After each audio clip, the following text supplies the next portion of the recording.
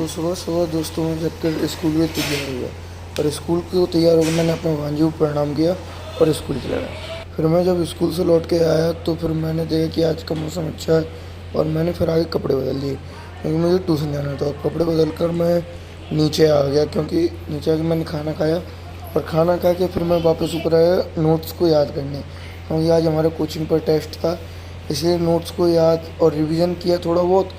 उसके बाद जब बाहर देखा तो बाहर बहुत ही बारिश हो रही थी, तो सोचा कि आज की ट्यूशन की शायद छुट्टी हो जाए, पर ऐसा नहीं होगा, क्योंकि भगवान नहीं चाहता था।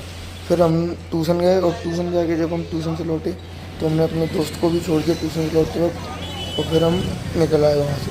फिर जब हम ट्यूशन से लौट के घर पर आए तो मेरे कपड़े पूरे भीग चुके थे बारिश में। फिर मैंने अपने कपड़े बदले क्योंकि मुझे अब दूसरा ट्यूशन ही जाना था, इसलिए मैंने अपने कपड़े वगैरह बदल के सूख के अब मैं अपने दूसरे ट्यूशन के लिए जा रहा हूँ।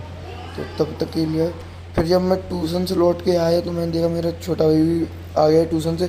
फिर हम दोनों भाई बाहर निकल आए तो बाहर घूमते घूमते सोचा कि हम कुछ खा पी लें, फिर लेकिन इसका मन नहीं आता। फिर घर से मुझे कुछ काम वगैरह तो फ़ोन लगा था।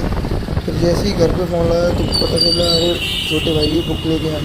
फिर हम पुस्तक बाजार पहुँच गए।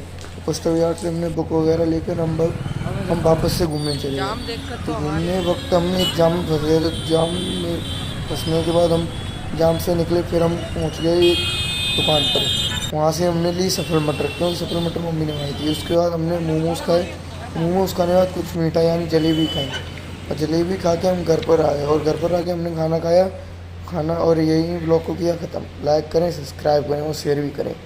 Good night.